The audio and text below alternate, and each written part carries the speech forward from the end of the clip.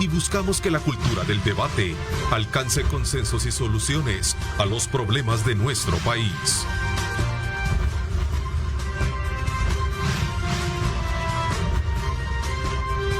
Diálogo con Ernesto López. Son las 6 de la mañana con 30 minutos. Qué placer enorme saludarles a ustedes como siempre. Gracias por estar con nosotros, pendientes de nuestra señal. Nos da muchísimo gusto. Agradecemos a Dios Todopoderoso como siempre por darnos ese privilegio de poder ingresar hasta la intimidad de sus hogares. Quiero aprovechar y enviar el saludo muy cordial a nuestro buen amigo Julio Valdivieso por el exitoso lanzamiento el día de ayer de su programa Pulso Ciudadano. Tuvimos la oportunidad de conocer y estar al tanto del lanzamiento de su programa, una muy buena escenografía, saludos muy especiales a nuestro productor general, una muy buena conducción, pues y un invitado muy importante para el país también, que nos dio importantes luces de cómo está el sistema proyectado para poder hablar de la justicia en el país a partir de toda esa nueva visión que está planteando, reformas a la Constitución de la República.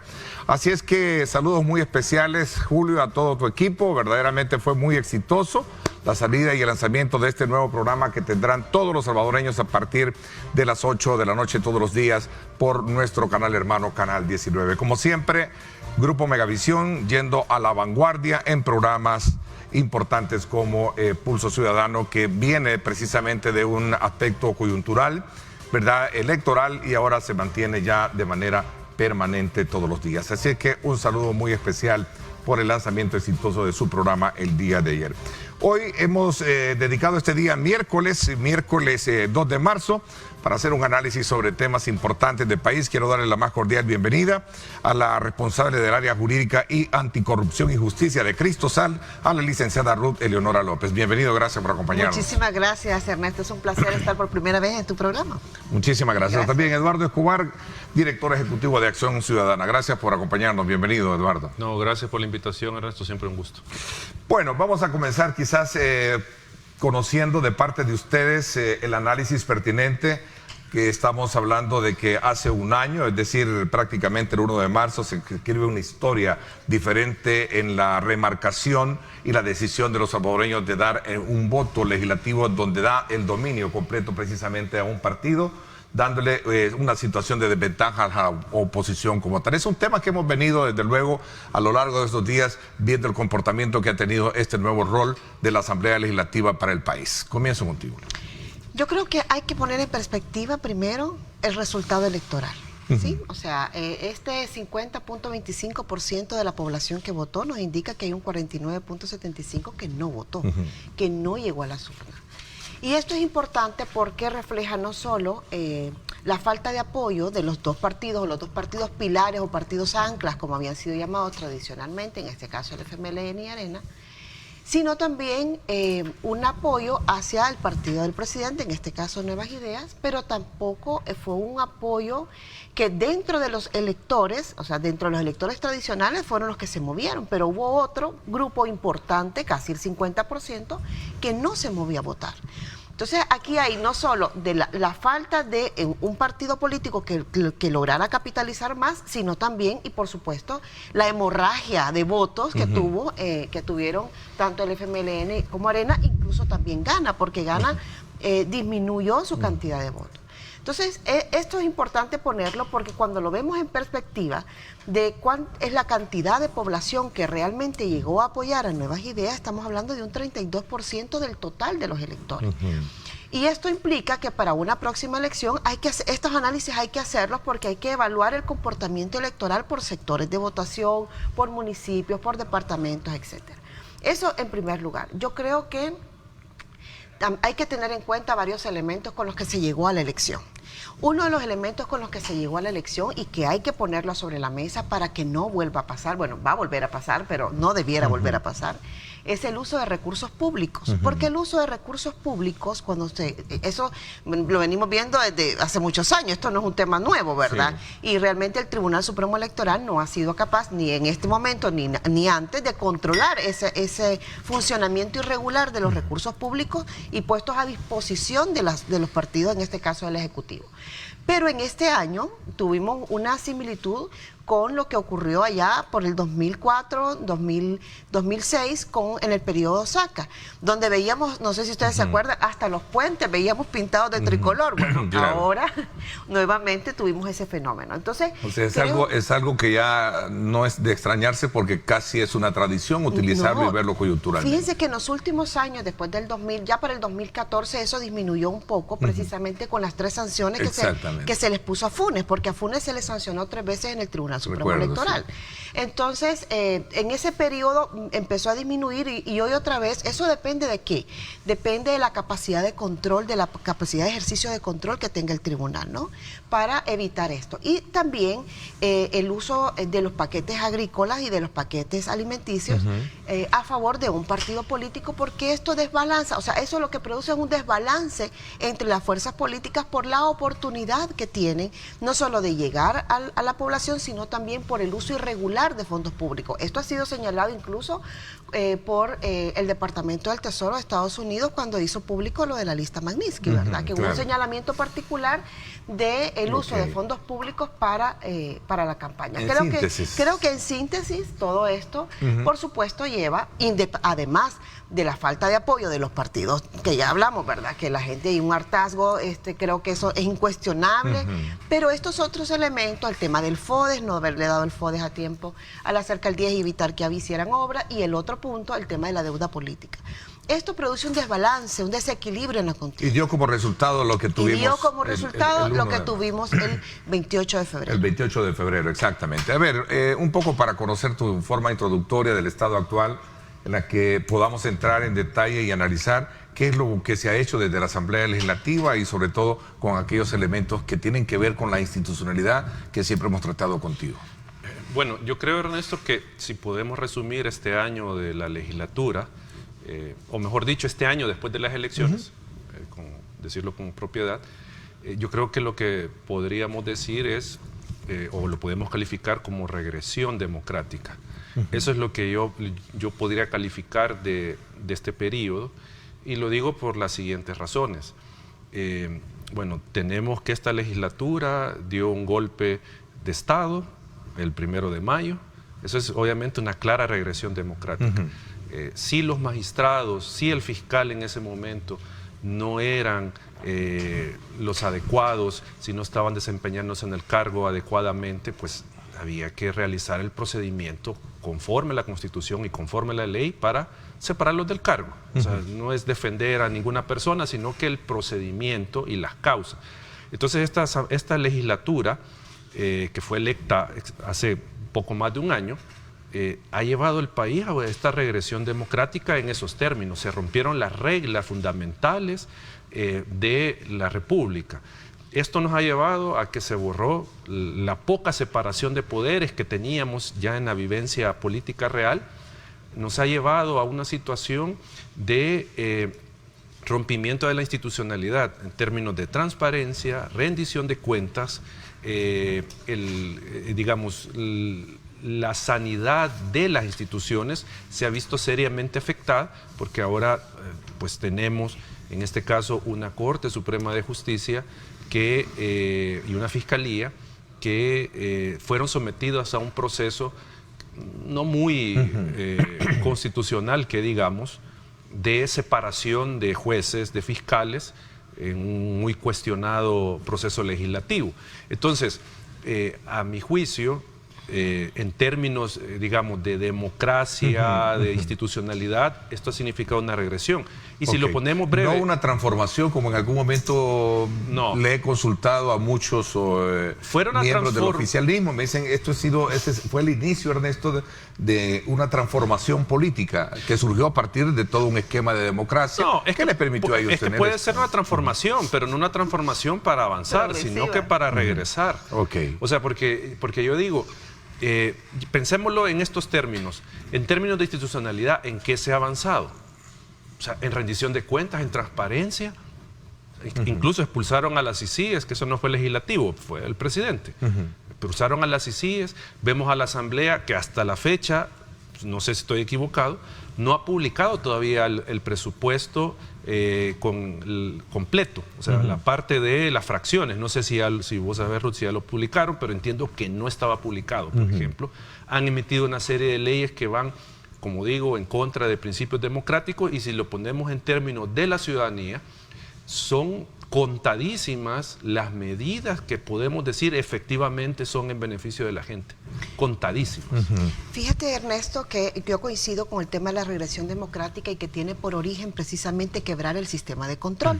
Porque de donde empieza esto, o como empieza el 1 de mayo, es quitando al fiscal, quitando a la Sala de lo Constitucional y quitando al fiscal, ¿no? Sustituyéndolo, removiéndolo, bajo un proceso inconstitucional. Pero lo importante de esto es que a la Sala se le quita para evitar que controle que quitaran al fiscal. ¿Y por qué al fiscal? Bueno, porque habían iniciado precisamente las investigaciones que la CICIES había presentado como avisos en la Fiscalía General de la República.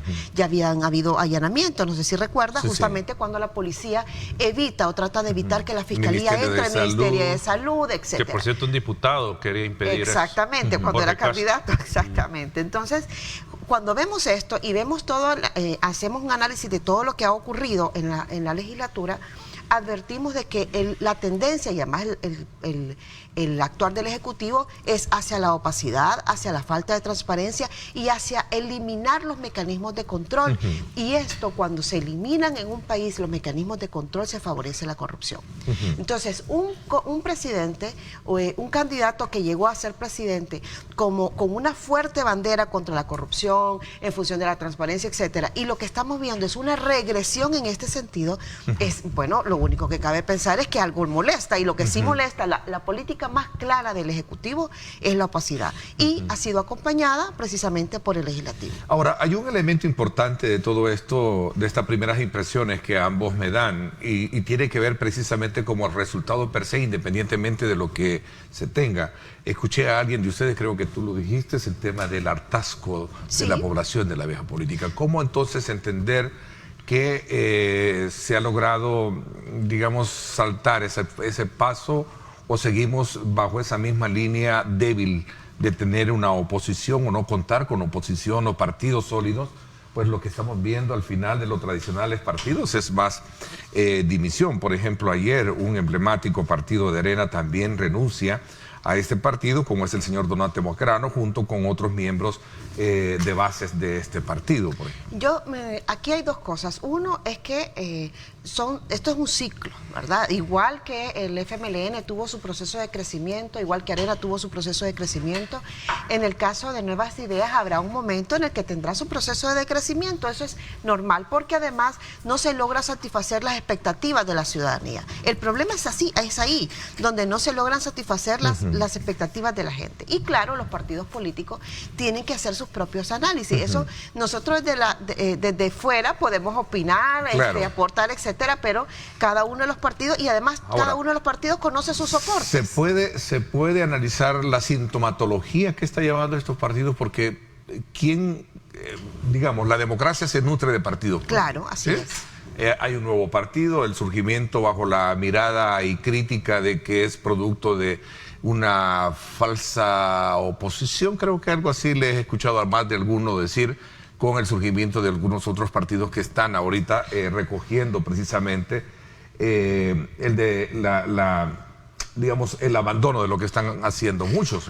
Es que yo creo que estamos mencionando. Yo creo que en este fenómeno... ¿Qué está pasando en el país? Quizás comencemos un poco para examinar así ese ahora, ¿no? Es que yo creo, Ernesto, que más allá de que en algunos casos de estos abandonos puedan deberse precisamente a algún ofrecimiento ilegal, o sea, del cual se dice mucho. Sí, más allá de que puedan haber casos de estos, pero creo que hay que considerar un elemento que viene a distorsionar todavía más el ambiente político, y está generando esto de abandonar a los partidos. O sea, si le sumamos el descontento ciudadano, la falta de apoyo hacia los partidos, y que estos políticos profesionales, entre comillas, calculan que a la siguiente elección no van a tener su cargo, entonces buscan emigrar a otro partido. Pero ahí es donde yo creo que también está el elemento que mencionaba hace un momento distorsionador, que es la Dirección de Obras Municipales. Ok, que viene siendo como el punto neurálgico de todo esto a tu criterio? No sé cuán neurálgico, pero sí es importante. ¿Por qué? Porque... O la almendra. No sé, depende. ¿No lograste captar un poquito el símil o la metáfora de todo esto? Es decir, el punto que detrás de todo esta problemática está... Claro, pero digamos, eso tal vez más a nivel municipal. Ok. Porque recordemos que esta Dirección de Obras Municipales es la que va a estudiar, va a analizar y va a aprobar las obras fundamental, porque es el territorio de los partidos. A los alcaldes, a los consejos municipales, y les va a dar el financiamiento. Entonces, si yo no estoy alineado al gobierno, ya sea de oposición o del mismo partido en el gobierno, obviamente yo no voy a tener obras, no voy a tener aprobadas obras, no le voy a mostrar nada a la población que me eligió. Entonces lo más probable es que si yo soy de oposición a la siguiente elección, no me van a votar. Entonces, ¿cuál es la lógica?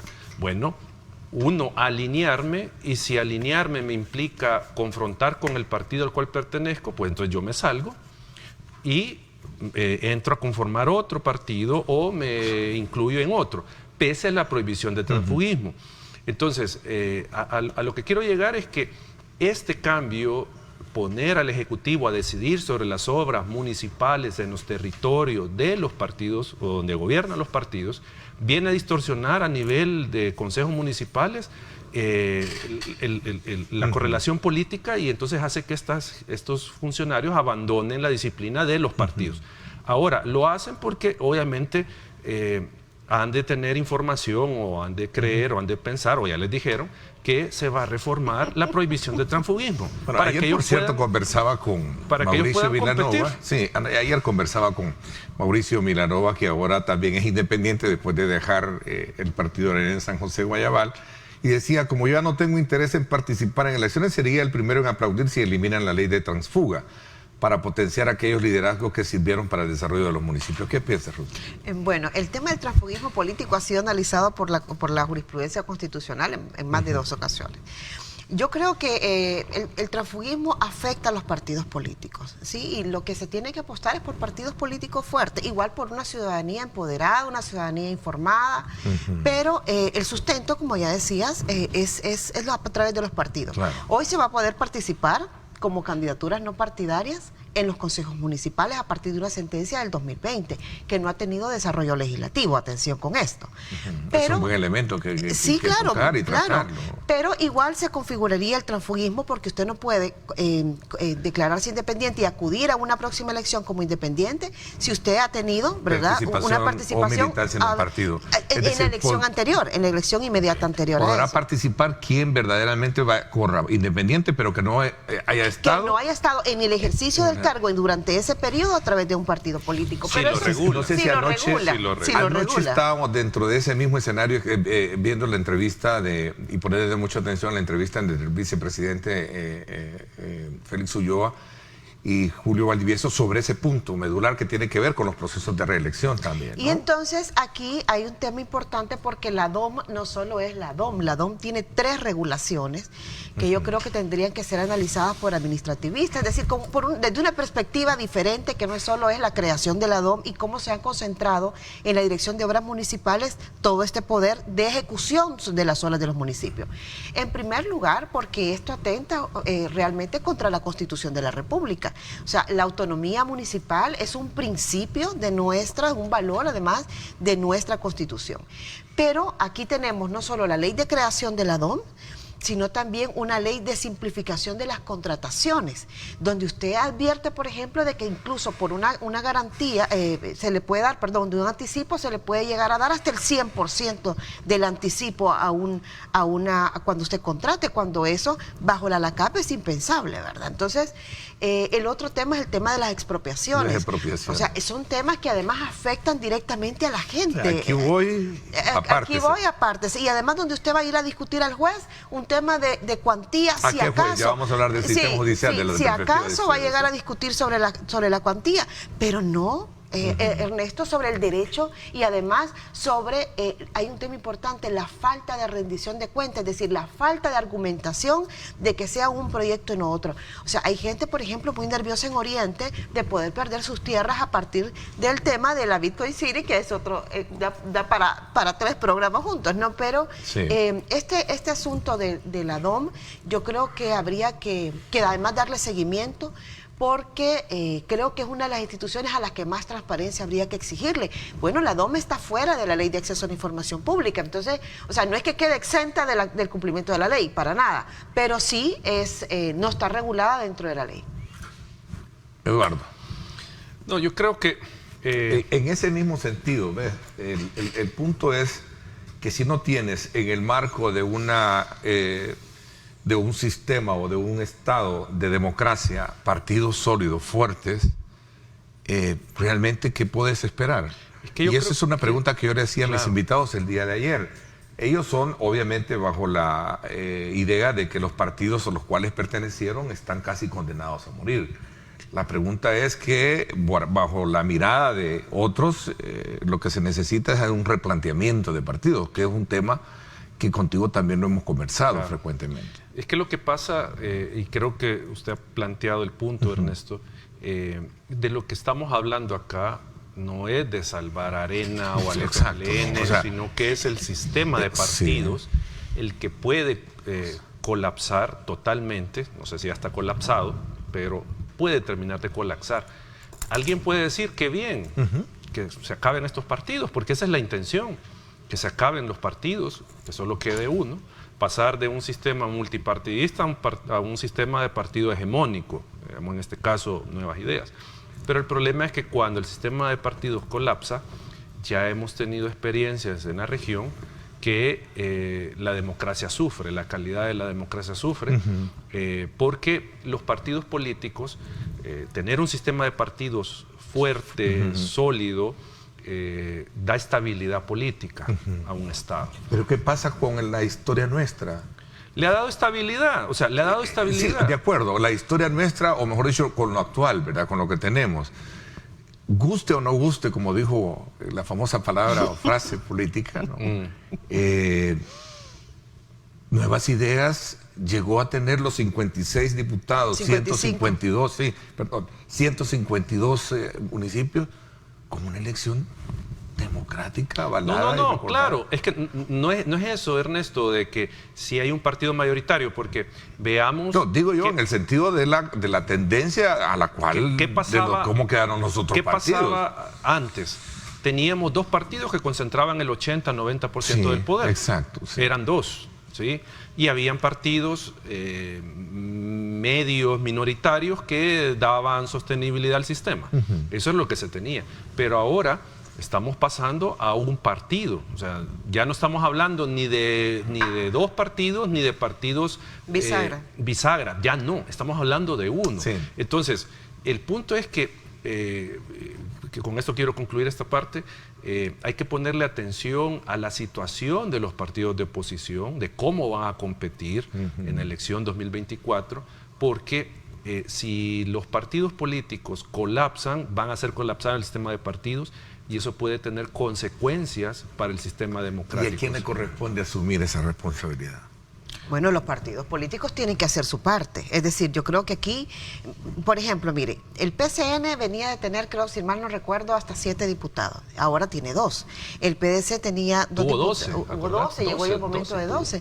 El PDC tenía 2 diputados y ahora tiene solo 1. El Gana venía de tener igual, como 10 diputados, ahora tiene 5. O sea, y estos no son partidos de oposición, son partidos que acompañaron al presidente de la República y son sus aliados y que llega a conformar esta asamblea que sobrepasa los 60, pero yo decía 55 porque son 55 diputados los de Nuevas Ideas y son 6, perdón, los de Gana, no son 5, son 6, que es el caso de Cabañas. Ahora, el tema es, y creo que ahí es relevante también las ofertas partidarias, porque muchos nos preguntamos para el 2024 y qué viene para el 2024, ¿no? Y yo creo que aquí tiene que ver no solo con las opciones políticas partidarias, sino también con las opciones políticas no partidarias. En un contexto en que en una lucha fecha, ¿verdad?, en el que usted va a tener una competencia electoral de león a mono y de mono amarrado, pues es difícil, y es muy difícil además que la gente se atreva a participar en los procesos. Pero yo creo que es parte también de la responsabilidad que tienen que asumir los mismos partidos políticos, ya visto desde la perspectiva partidaria, de renovarse, y yo no los veo hasta ahora en esa sintonía. No sabemos si este nuevo partido se va a lograr inscribir. Bueno, ya vimos que País logró la cantidad de respaldos necesarios para pasar a la siguiente fase de la inscripción. Yo creo que sobrepasó los 52,000. Pero yo creo que aquí está mucho de lo que pueda hacer la ciudadanía y de lo que tenga que exigir la ciudadanía, porque lo que puede pasar, Ernesto, es que se participe menos en elección. Es decir, que en vez de este 50.25 que se tuvo en el 2019, se tenga menos participación. Y esto realmente, cuando hay temas de fraude, cuando la gente no se identifica, etcétera, lo que ocurre es la retirada de los partidos, la retirada de la ciudadanía en la elección, y el posicionamiento mucho más fuerte de un partido político que además navega no con la imagen de sus candidaturas, sino con su misma bandera política. Bandera política que también tiene su propio desgaste natural.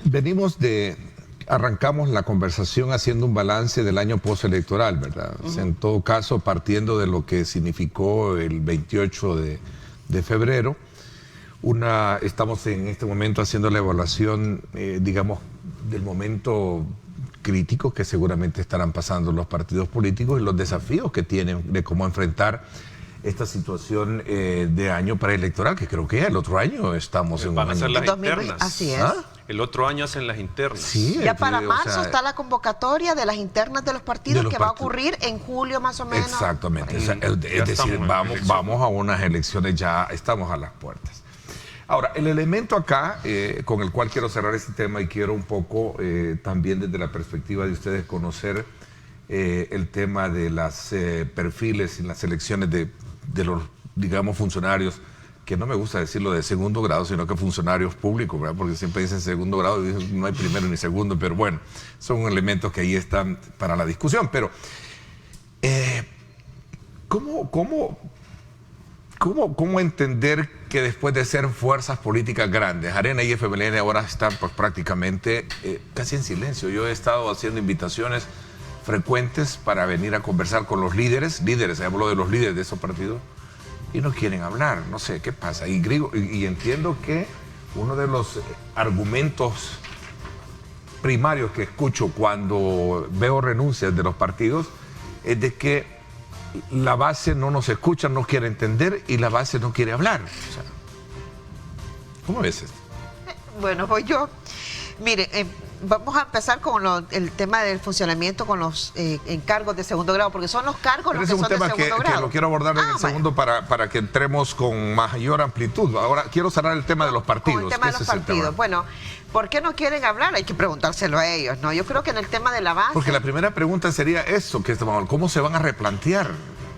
¿Cómo piensan ellos remontar? Mire, yo creo que ahí las bases partidarias tienen un gran rol, ¿verdad? O sea, más allá de que las cúpulas partidarias no comprendan o no alcancen, porque etcétera. Si ustedes son coincidentes en que la democracia se nutre de la diversidad de partidos y que los partidos le dan esa vitalidad, creo que ahí las bases partidarias tendrían que asumir un mayor rol, tienen que asumir su rol precisamente de empuje y además de control de las mismas cúpulas partidarias. Es decir, pero eso pasa en todos los partidos, Ernesto. O sea, esto es un tema, hay partidos que son partidos cascarones, partidos que existe el partido, pero que no tienen una base sólida, que no tienen ni siquiera base sólida, sino que no tienen base o base social en los territorios para poder reconstituirse. Yo creo que mucha responsabilidad de esto le va a caer, desafortunadamente, a las propias bases partidarias. Yo soy más pesimista en ese sentido. O sea, yo creo que el daño hacia el sistema de partidos está hecho y creo que es difícil revertirlo.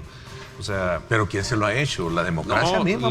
Sí, el mismo sistema. Y no tengo por qué estar defendiendo ni a ponerme a favor. Claro. No conozco elementos y piezas de ese ajedrez. El mismo funcionamiento del sistema el que se afectó. O sea, es eso. O sea, entonces, de cara a la elección, creo que hay poco tiempo, desde mi punto de vista, para recomponer a los partidos. ¿Por qué?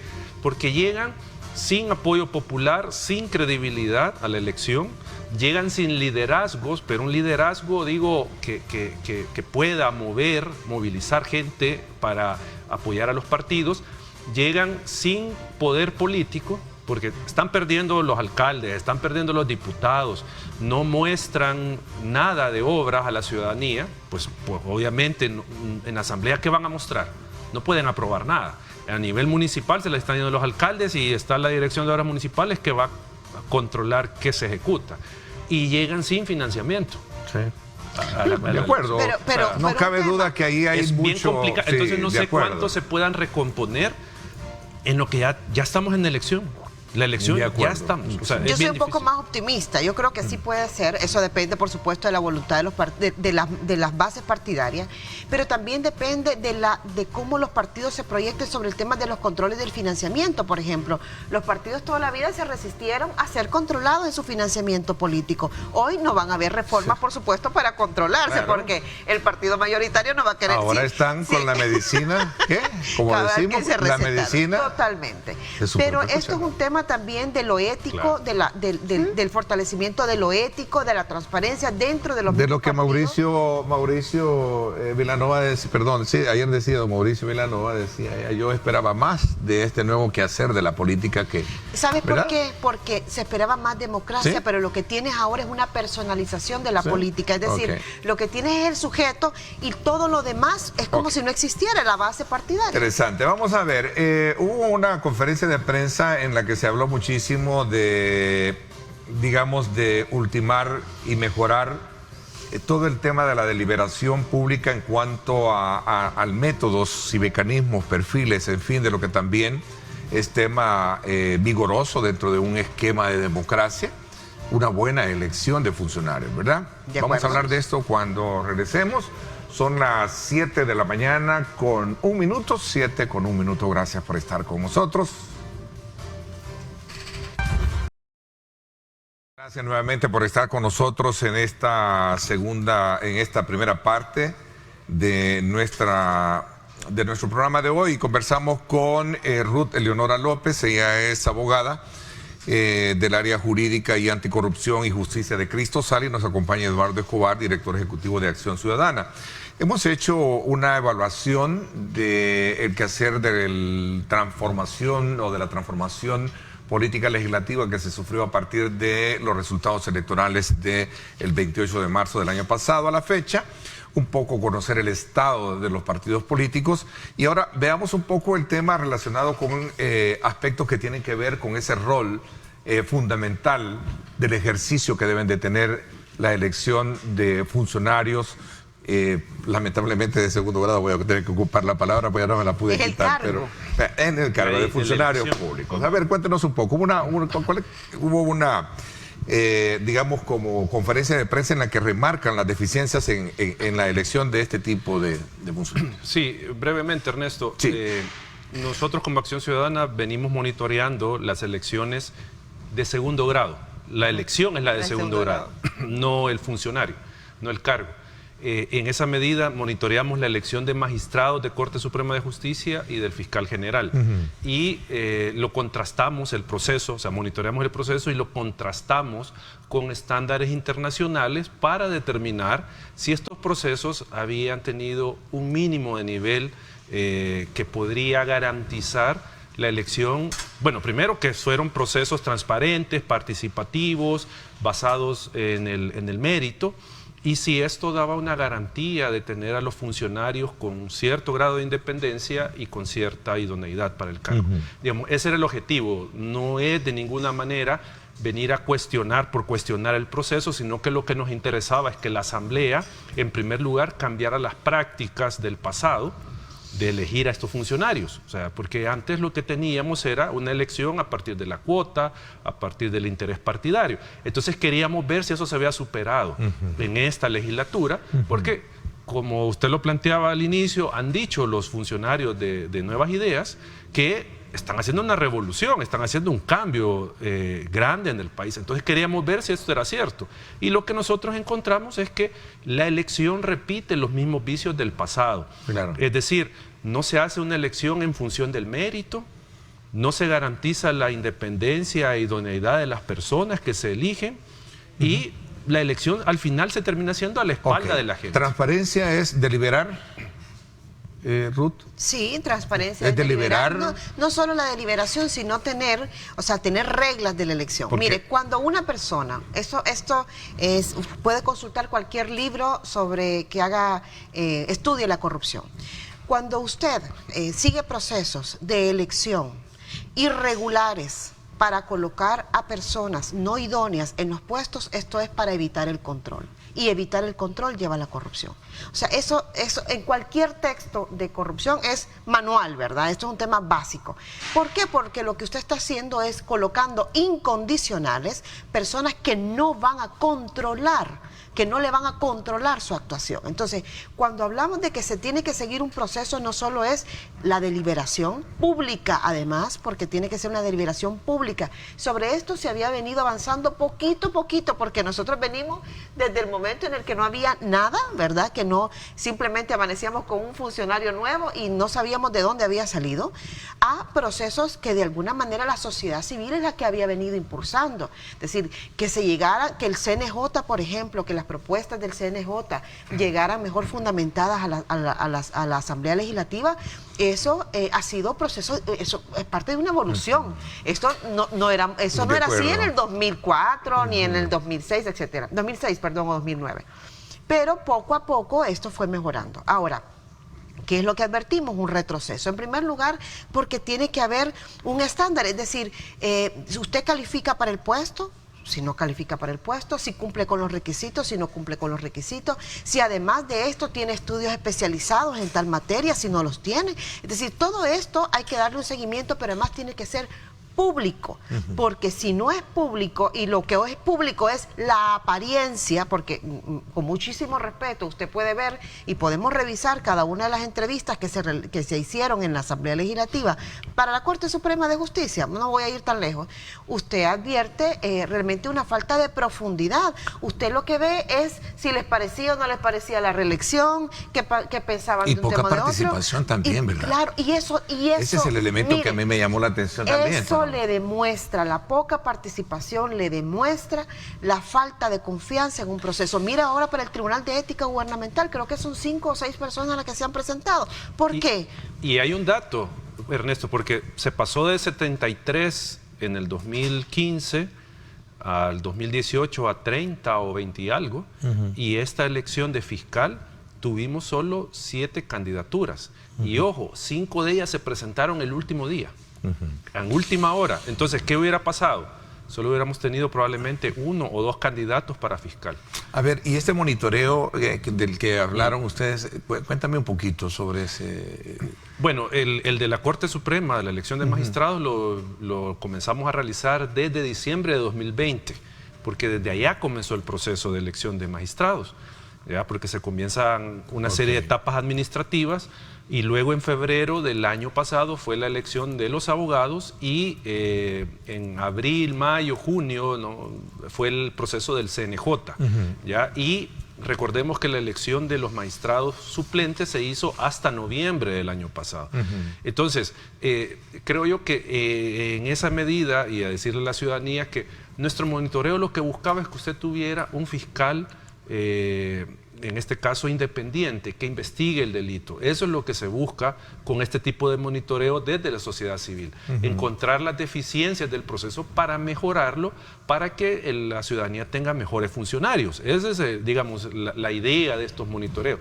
Igual con la elección de magistrados de Corte Suprema de Justicia, porque al final la ciudadanía, alguna ciudadanía puede decir que no le interesa la elección del fiscal, que no le interesa la elección de magistrados, pero es importante estas elecciones porque el día de mañana usted se va a tener que enfrentar a una situación que lo lleve a solicitar los servicios de la Fiscalía o de la Corte Suprema de Justicia, del órgano judicial, y si tenemos funcionarios que responden a los intereses del poder político, quien va a salir afectado es usted como ciudadano, porque no le van a procesar su caso. O sea, ese es el problema. Entonces, por eso hacemos estos monitoreos como organización, para evaluar si se está llevando de forma correcta. Voy a tener que hacer una pregunta tanto, digamos, que con lógica, ¿verdad? Por ejemplo, en el caso del ex fiscal Raúl Melara, ¿dónde estaban las posturas como las que ustedes están manejando esta mañana? Pregunta Ulises Martínez. Nosotros, perdón Ruth, nosotros en 2018... ¿De quién se le señalaba ser hombre de una estructura de partido? Nosotros señalamos en un comunicado y en diferentes entrevistas, lo que pasa es que tal vez la ciudadanía no se acuerda, dijimos que la vinculación partidaria del doctor Melara ponía en entredicho su independencia para ocupar el cargo. Eso lo dijimos. O sea, no es que sociedad civil se haya callado. Nosotros tenemos, cuando decía Ruth y usted estaba hablando, Ernesto, sociedad civil tenemos más de 10 años de estar metidos en este tema de las elecciones indirectas. Ustedes presentaron inconstitucionalidad contra esa elección. Sí. O sea, entonces el punto es que sociedad civil no se ha quedado callada, siempre ha señalado, y lo invito a que vea los comunicados que se han sacado antes, en 2018, cuando se eligió a Raúl Melara. Nosotros cuestionamos eso, no cuestionamos a la persona, sino que cuestionamos esa vinculación con un partido político y también señalamos la falta de conocimiento de la materia, porque él no venía de esta área penal, procesal penal, o sea, no venía de esa área. Entonces nosotros lo cuestionamos. Fíjate que aquí hay otra pregunta, voy a aprovechar porque ya el tiempo en esta primera parte se nos está yendo y que me gustaría conocerla, y es como regresar un poquito al tema de los partidos políticos. ¿Qué opinión tienen ustedes desde el punto de vista conocedores de la ley con relación a quién corresponde tener la curul de Margarita Escobar, hoy con este polémico tema que se llevó a cabo en la Asamblea Legislativa? Mire, hay dos ¿Se están violando los derechos del propietario, del suplente? Pregunta. Mire, no, le explico. Hay dos resoluciones importantes con respecto a la posición de los suplentes.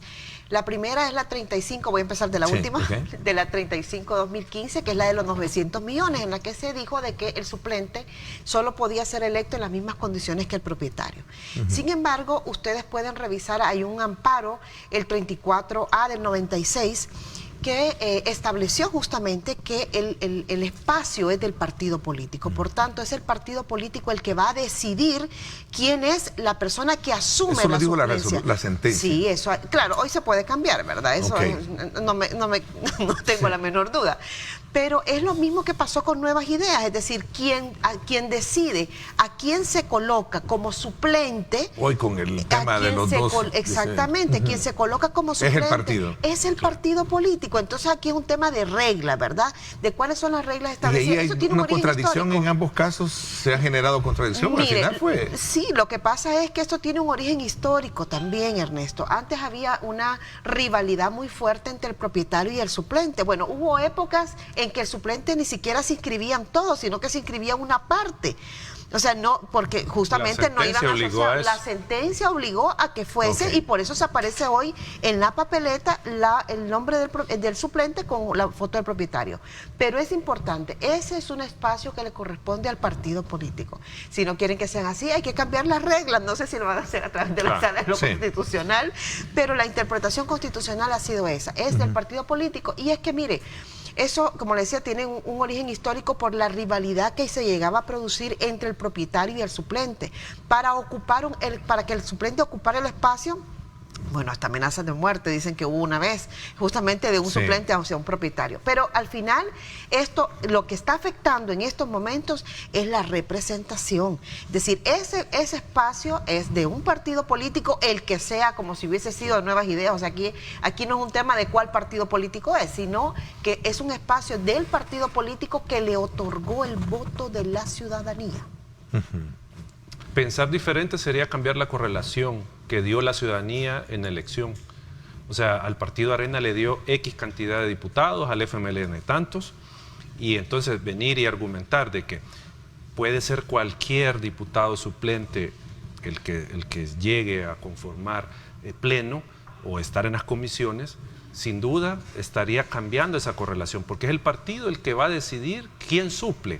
Y aquí estamos hablando de que tiene que hacer un trámite administrativo en la Asamblea para derogar o dejar sin efecto la suplencia actual y poner al suplente que quiere el partido. Eso es lo que tiene. Y como ya decía Ruth, hay jurisprudencia que ampara que no es necesario que el suplente con el que compitió o la fórmula con la que compitió el propietario sea el que lo suple. Puede ser cualquier diputado del partido, cualquier suplente el que supla. Entonces, ahí no hay debate. Yo me atrevería a asegurar, voy a hacer el estudio, lo prometo, que todas las suplencias de Nuevas Ideas, por ejemplo, desde el 1 de mayo hasta aquí, no han seguido el mismo principio. ¿Y deberían de ellos ser? No, pues sí, ellos son los que dicen que no puedes, que no es del partido el curul, o sea, que le corresponde al suplente específicamente Margarita Escobar, y además un suplente que ya que renuncia al partido, ese puesto es del partido político. Si no, pues habría que cambiar. Yo creo que es importante conocer de una forma más deliberada, entonces, y quizás con mayores argumentos jurídicos, un debate de esa naturaleza. Hoy, en el contexto de lo que, como decía, lo bueno tenerlos esta mañana, ver desde la perspectiva de ustedes qué país tenemos ahora en esa materia, ¿verdad? Así es que el tiempo se me fue, me ha gustado tenerlos acá, les agradezco que nos hayan dado sus puntos de vista con relación a estos temas que sin duda alguna remarcan en la discusión a diario que tenemos acá. Yo les agradezco muchísimo, Ruth, gracias por haberme acompañado. No, gracias a usted, Ernesto, y gracias a los televidentes que nos acompañaron hasta esta hora. Gracias también a ti, Eduardo, como siempre, tu disponibilidad, y más adelante los invito también a radio. No, gracias. Radio. Gracias. Vámonos a la pausa y cuando regresemos en la segunda parte del programa vamos a conocer precisamente la visión que tiene la licenciada Carolina Corpeño, es aspirante a Procuradora General de la República. Ella ya presentó la petición a la Asamblea Legislativa. Vamos a adelantarnos a conocer de primera instancia su visión, su rol y el papel que podría jugar de resultar electa al frente de esta importante institución. Nos vamos a la pausa. Gracias por estar con nosotros.